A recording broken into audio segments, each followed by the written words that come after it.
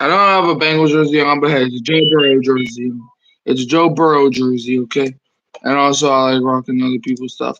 But yeah. So I want to get into this real quick. Um, because I think people know where I'm going with this, but all right,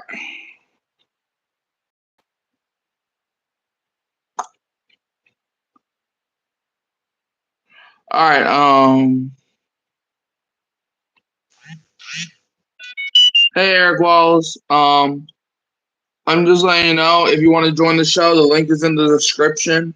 But you have to use a phone. So if you're on your phone or if you want to log in your phone, if you want to join the show, Eric Wallace, the link in the description. Just to let you know, because I can't put it in the chat. So yeah, the link will be in the description if anybody wants to join. All right, so let's just start with this. So with the 14th pick, the Saints took Talise Fuaga of Morgan State, and draft is definitely going to eat this content up for the next few days because you got Kool-Aid, all right, but be serious. Talise Fuaga, excellent talent. That man can block. That man can play guard. He can play tackle. He can play whatever you want him to play. So for Talise Fuaga to slip all the way to us, I think that's a gem. We have two people watching. I hope both of y'all like, subscribe, share, turn on the bell so you don't miss another stream, upload, or video. So yeah, you know what I'm saying. Mikey likes it. This year's Saints draft. Yeah, I like this draft. Salute. Salute. But yeah, if anybody wants to come join the stream, the link will be in the description. But yeah. Alright, but yeah, Talise Fuaga. Hmm. He's good. He is good. Now a grade for Fuaga. I think it's simple. He gets an A. It fills a big need. Plus where we picked them, great value. I love the Talise Fuaga selection. I love it. I think, you know, him beefing up that offensive line, whether that's him playing at left tackle because Trevor Penning sucks, or whether that's him playing at right tackle because Ryan Ramczyk is either injured or retires. Um, I think you plug in Fuaga. I think your offensive line gets a little bit better.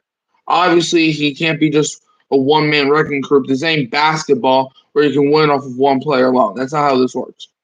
In football, um, by the way, if y'all are wondering why I did not update you on the Pelicans Thunder series, I was so emotional. I did not feel like hitting that record button. I kept telling myself I was gonna do it, but never got around to do it because I was so emotional. But then I thought about it, and I'm like, well, I mean, we did have a good season, and the West is just crowded. So, be a top 10 team, let alone the top 8 team, let alone a playoff team in the Western Conference was phenomenal.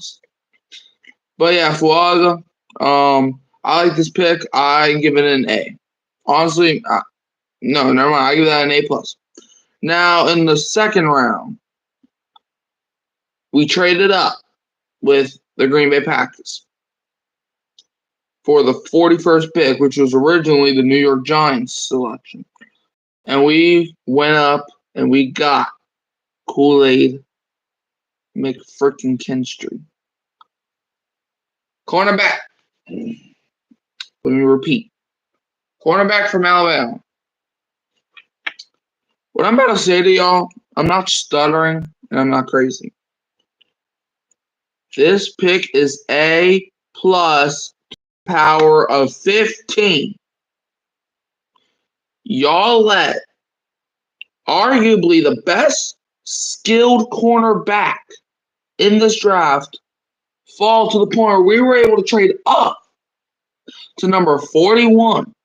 We basically had 2 first-round picks in this year's draft. We had 2 first-round picks in this year's draft. Except one of our first-round picks was postponed to the second round. We basically got 2 first-round picks, just in 2 different rounds. Kool-Aid McKinstry fell to 41. Right after Cooper DeJean fell to 40. I'm telling y'all, DBs are starting to get underlooked. Don't know what it is. But Kool-Aid McKinstry, the Saint, wearing black and gold. I mean, what else do I have to say, man? Like, he's the best cornerback in this draft. He immediately helps our secondary. Because now, listen to me. In Alontae Taylor's rookie season, he played on the outside. He was dominant. He destroyed Davante Adams and DeAndre Hopkins, which is not easy to do. And he did that in his rookie season in his first 2 starts. So you can put Kool-Aid in the slot and then put Taylor back to the outside. And then your number 1 corner is Lattimore because he's not leaving. Then your corner, or your number 2 corner is Debo, who's guarding the second best receiver. And some teams don't even have 2 good receivers. And then you have Alontae freaking Taylor on the outside guarding anybody who tries to cut that way or cut, you know how the route tree works. And then you got Kool-Aid McKinstry in the slot. Ain't nobody going to be able to catch the ball. Ain't nobody going to be able to get open. Ain't nobody going to be able to breathe. Man, I'm not going to lie. I'm kind of excited for the season. But you know what? I'm not getting my hopes up. Because I did that for the last 2 freaking years. And it backfired. But I'm just saying. If all the pieces roll together, who knows? Maybe it can turn around. What am I talking about? We have Denzel as our head coach. That's his rumor on move. All right. Now, we didn't have a 3rd or a 4th. But in the 5th round, let me see. We had 1, 2, 3. We had 3 5th-round picks. With our first, well, we originally had 4, but we traded one of them to obviously get Kool-Aid. All right. Stop being cringe, Mike. With the 150th pick in the 2024 NFL Draft, the New Orleans Saints select Spencer Rattler, quarterback from the University of South Carolina. Man, I love this selection. You get a good backup quarterback to compete with Jake Haener, which could also make Jake Haener a better player because he's like, man, Spencer Rattler, that kid's good, man. I got to elevate my game. So let's say Rattler's not ready to go. Let's say Derek Carr sucks so bad that he gets benched or he gets hurt. God forbid. But then he shines out, or Jake Haener comes in the game, shines out, shines out, because he's like, man, if I suck, I might not even get a chance to play again. So he shines out, and even if that plan backfires, you still got Spencer Rattler, who is a good QB. Man, this kid is dominant. This kid is amazing, bro. I cannot say that enough. This kid is excellent. And we got him at 150. Some people had him going in the 2nd round. maybe the third round. There was a point in time where some people thought he was going to be the first player drafted in the entire draft. And if you don't know what that means he was going to be the first overall pick.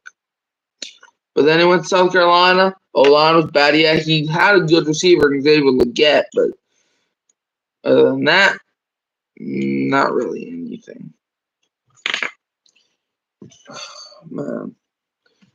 Bro, Spencer Rattler, the grade I got for Rattler, man, it's either a B plus or an A. I'm deciding. It's a coin flip. Do I want to give him the B plus because he hasn't played yet? Or do I give him an A because of his potential and how he is right now? I'm going to give him the B plus because, like I said, quarterbacks, well, I haven't said it yet, but I'm saying it now. Quarterbacks in the NFL are also like a coin flip. Some quarterbacks could be good. Some quarterbacks could be bad. Tom Brady, the GOAT, he was a 6th-round pick. Drew Brees, the Saints GOAT, was drafted in the 2nd round. But then you got guys like Jamarcus Russell, drafted as the 1st overall pick.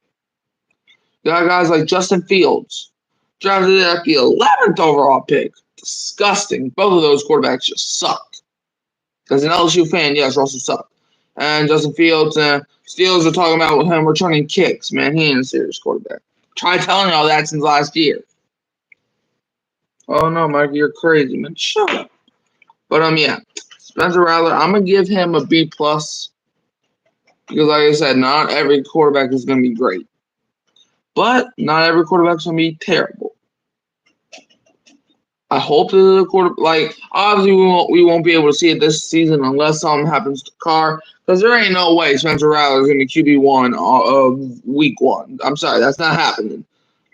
I like Rattler, but for the money we pay their Carr bonds, I don't even think that's relevant because the Falcons drafted Michael Penix in the 1st round, and then the Falcons.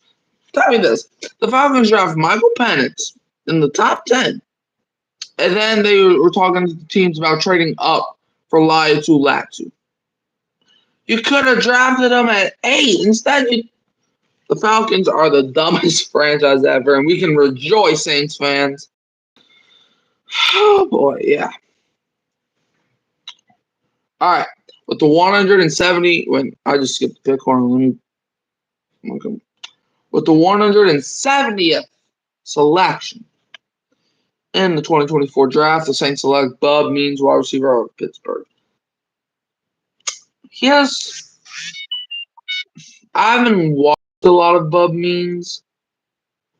I think he will get some playing time, like as a rotational piece, like maybe on like a 2nd down, like maybe like 2nd and longs or something. I don't think he's going to be a big factor for the Saints. But, I mean, he's not a terrible pick. I mean, we do need receiver help, I know, we still got Olave and Shaheed. We signed Cedric Wilson, Stanley Morgan, but let's be honest, Morgan is probably going to be on the special teams unit. We brought in, I think there's another guy we brought in. I could be wrong, but I'm pretty sure we brought in somebody else. But, yeah, we drafted Bub Means at 170. Equanimous St. Brown, that's the guy. Thank you, Brain. Equanimous St. Brown was the other guy we brought in. I think Bub Means, I think he's going to be a good pick. But I can't say that because for somebody who hasn't really watched a lot of Pittsburgh games, yeah. So I'll grade Bub Means as a C, as in we'll see. Now with the 170, where did my mouse go? Okay, there it is. With the 175th pick in 2024 NFL Draft, the New Orleans Saints. Yes, your beloved black and gold body select Jalen Ford, linebacker from the Texas. Now, Jalen Ford is a good player. I hate when people act like he's not. That man can cover. In Texas, they were a good team, and I watched a lot of Texas games. Man, Jalen Ford was a one-man wrecking crew. That man was balling, especially. I know they lost to Washington, but that man was the only reason that they were even in the game. Well, also Quinn. They did. Quinn Ewers is Texas quarterback, right? Sorry, guys, I had a long day, so sorry if my brain's not being automatic as it usually is. But yeah, Jalen Ford, I love this pick. I'm giving it a B because he's definitely playing. But yeah, Jalen Ford, I'm giving it a B, potentially a B plus. Okay, now let's move now. We originally had 2 6-round picks, but like I said, we traded pick 190 to the Packers for Kool-Aid.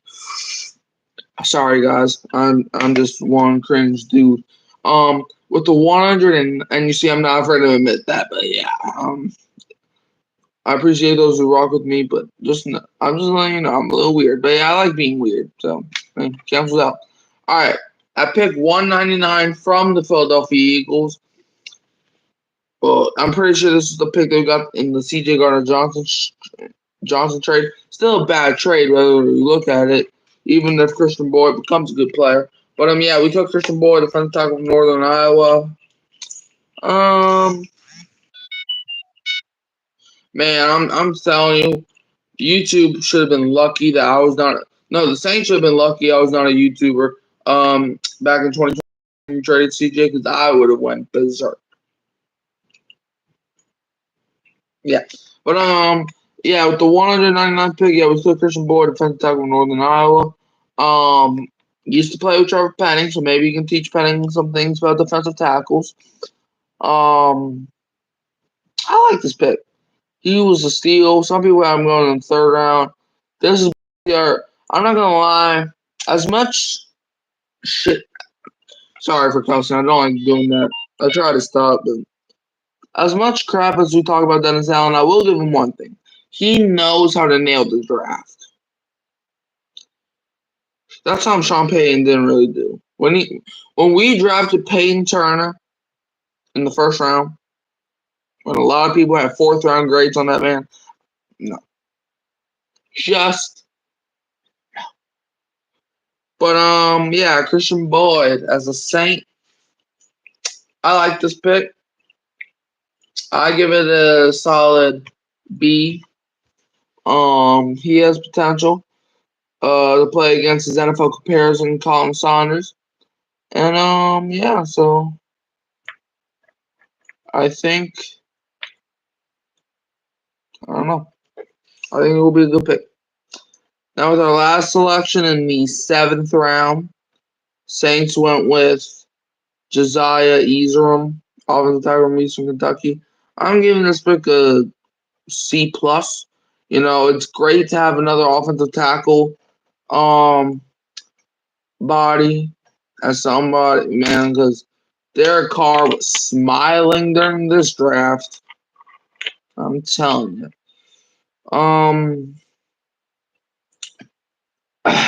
I love this pick, especially let's say we play Fuaga at the right tackle position. And let's say Trevor Penning still sucks at the left tackle position. Okay, you can slide Josiah Ezeram in, and plus he used to play defensive tackle, so he knows how defensive tackles go down. So for him to be a 7th round pick, yeah, I like this. I'll give it a C plus. Now, time for the grade of the entire, because people are gonna be like, "My gosh, stop doing the same stuff." I graded all the players already. I've never once graded this draft class.